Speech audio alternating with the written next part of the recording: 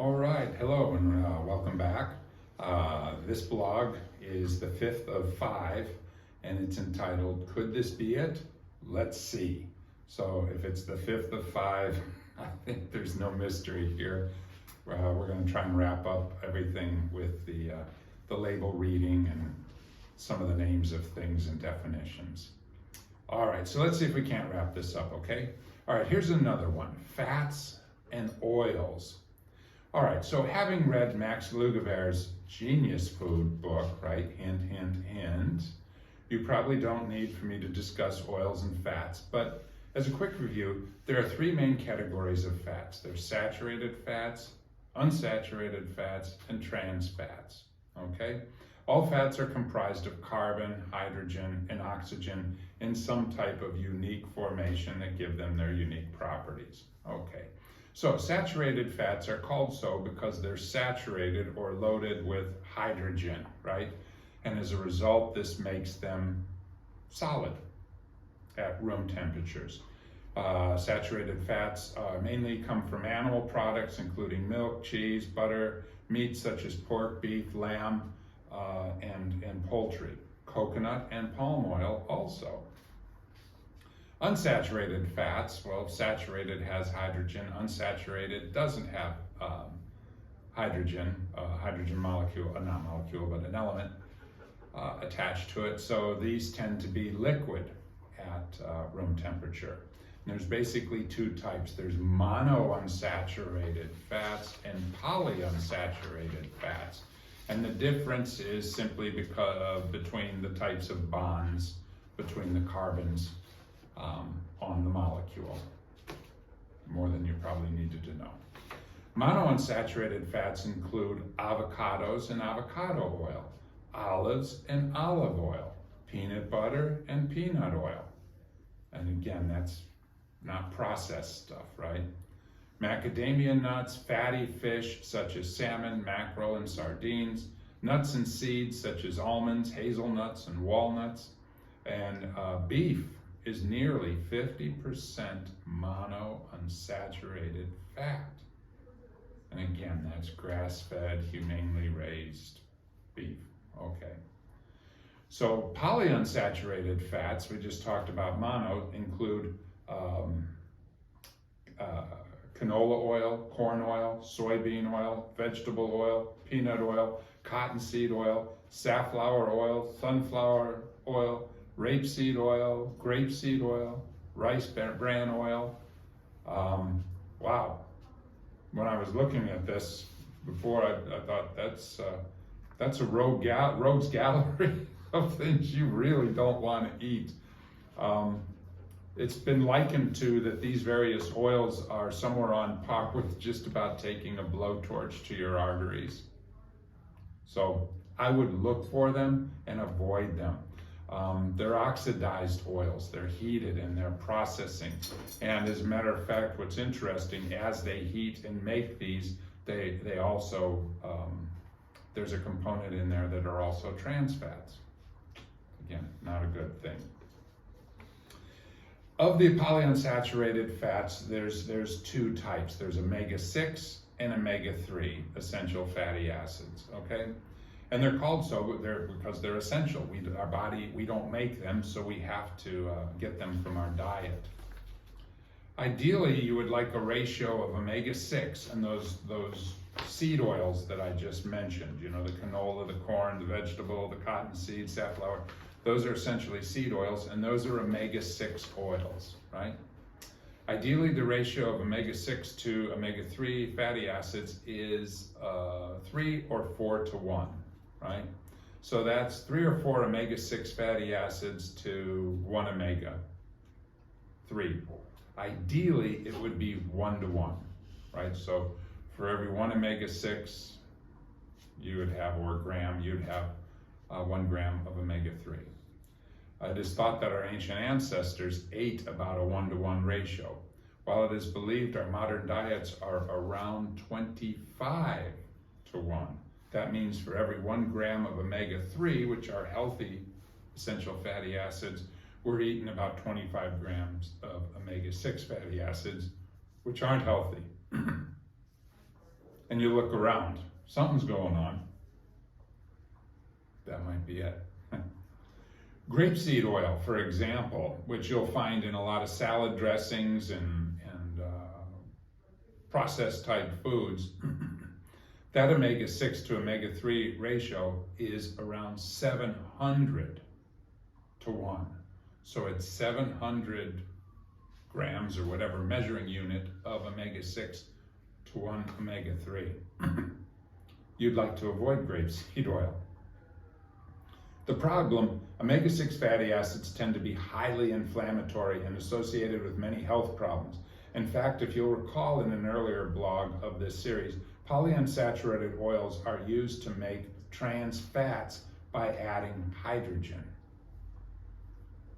So, and as I said here, that ain't natural. So trans fats, processed polyunsaturated, you get the idea mostly with the monounsaturated. That's how they come from nature.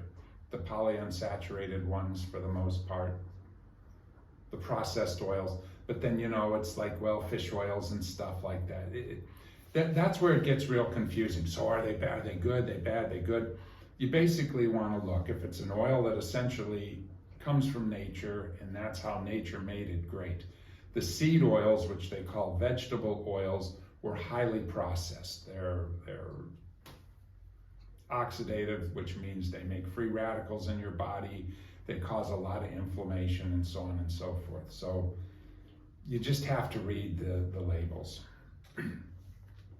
All right, so here's a list of great sources of omega-3 essential fatty acids, right? So you have salmon and sardines, pastured or omega-3 eggs, grass-fed beef, fish oil supplements, walnuts, flax, and chia seeds. Good.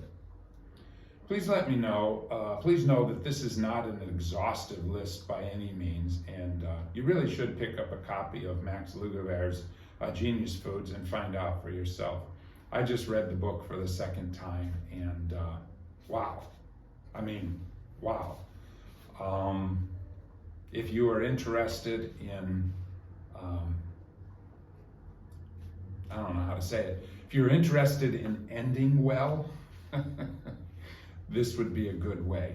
What you're real interested in doing is, we all have a lifespan, but you know, and maybe you can do something about that, maybe you can't, but there's also a health span, and you would love to get that health span to approximate your lifespan, which would mean you spent most of your life healthy. And the best thing about that is there are many, many things you can do to help that. I have a very limited amount of space and time to hold a person's attention in these blogs, and so I really can't go into great detail on all subjects. All right, I'm hoping to help you pick better foods at the grocery store and restaurant menus by knowing a few things, and that's what I was trying to do with these past several blogs. I can assure you there is way more to learn, but to just start reading labels and learning how to eat around a menu and putting things together, yeah, it's a good skill to have. In my opinion, one should absolutely start reading labels. That's what I was kind of talking about. And limit or possibly even eliminate heavily processed foods. Where one can eat nutrient-dense whole foods, which we talked about, are essentially just the way Mother Nature made it, and add healthy oils and fats such as avocados and olive oil. Wow. As much as they can, they will be on a better health path than they might be at the moment. Simply eliminating processed foods such as those listed in one of the first blogs of this series, if you'll go back to the first one of this 5, will steer a person clear of many, many, many, many of the nasties. Good. At least one time a day, I tried to have a shot of extra virgin olive oil. At this little Jack Daniel's shot glass, I put olive oil in it, extra virgin, and chug it down. Initially starts off with a little grassy taste, and then it starts to burn. You can judge the quality of the olive oil on what they call a cough test. So the olive oil I drink is a 3 cough test. So drink that down, starts heating up, and That might have been 4, but that would have been a good olive oil. Good. All right, so let's cover one last topic, kind of a poly topic. So it's kind of all things thrown into one, if you will. You might think of many more, so let me know, and I will discuss them. You know, if you're, hey, he didn't talk about this, or what does he think about that? There are a number of other categories that we encounter when selecting the food that we eat. Each, while considered superior to other choices, always comes with the other side, right? Which always has to be considered. Terms like organic, free range, wild caught, cage free, grass fed, all have their plus points, but they also have their minuses as well.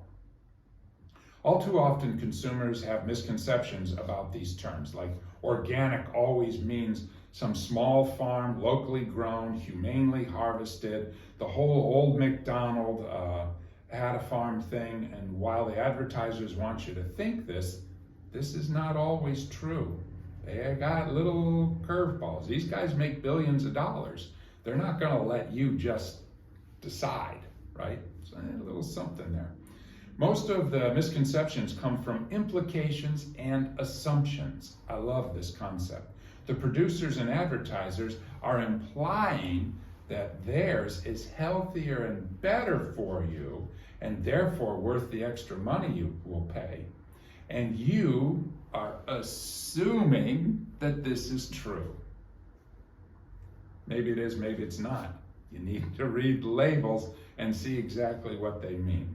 A number of years ago, my dad raised chickens for a major chicken operation here in the United States.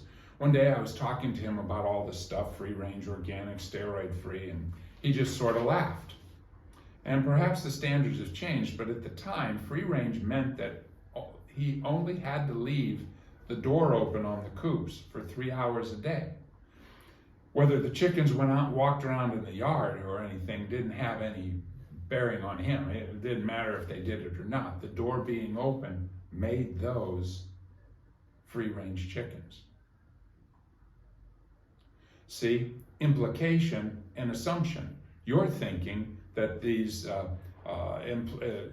being that the implication being that the chickens were not in a coop, they were allowed to roam freely, while Mrs. McDonald had hand-fed organic vegetable scraps, and the assumption being we thought this bucolic scene we conjured up in our heads is what was actually happening, and it's not. My dad's chickens, he needed less than 0.9 square feet for a chicken. It stayed in a little spot that wasn't even a foot. But he opened the coop doors. This is a free-range chicken. And then when he was done at the end of 6 weeks, he took this little yellow puffball that barely weighed anything, and in 6 weeks had a 6-pound broiler chicken. And the last week he fed it this stuff called Clean Out. You tell me, clean out what? Again, implications and assumptions. You just can't make those. Wild caught often is not humanely caught, and in many populations of fish have nearly been fished to the brink of extinction. In the next blog, I'll talk about a person I know that does humanely fish and raise animals, and that'll be pretty good. You'll see next time. But that's the big problem. So it's got to be wild caught. But they're being fished to the point where there aren't any. So upside, downside. Yeah, farm raised and GMO are always worse, right? Again, I'm not going to dive down that rabbit hole and get called a whole bunch of bad names, but not always. One must always look at the process and its impact on the environment and the future of our planet and our future ancestor, and not just our bellies today. So there would be some cases where perhaps farm-raised fish or things along those lines, depending on, once again, what they feed them, how they do, that might be a better thing to do. You got to read and think and look. I'm not saying it is or it isn't. Good. Free-range grass-fed cattle, that requires a lot of land to raise and much more time to raise than farm-raised cattle. The pasture lands come at the expense of felling forests and trees and habitats of other animals to survive. So we're going to have free-range cattle, but we're going to chop down all the trees. And now all of a sudden the squirrels and the birds and so on and so forth, they don't have any place to live. It's just, you have to read and study and look at this kind of stuff. So what I'm saying, I was going to get, and you knew I was going to get to it. You simply have to study, read the labels, study growing and farming practices, call foul where fouls are being committed, support those growers and farmers who do so in the manner you consider appropriate, and participate in understanding where our food comes from. So don't just say, oh, this is organic, this is farm raised, this is better than the other stuff. I don't know. It all comes at a trade-off, and the best decisions are those where most benefit and the fewest are harmed. So that's it. Support those practices where the food we eat experiences only one bad day in its life, if you get what I'm saying. Ultimately, something has to die, even a celery stalk, if you're going to continue to live. It all comes at a very dear price, so wake up and participate. That's something to think about. Something has to die so you can continue on. So maybe you don't have a God-given right to go through life as a schlub. We'll see. Well, okay. If anyone can think of other label entries or raising practices they would like to know about, please let me know, and I'll tell you what I know. As usual, I hope these last few blogs have been of some help to you, and thank you for reading along. Take care. I'm Dr. Dave.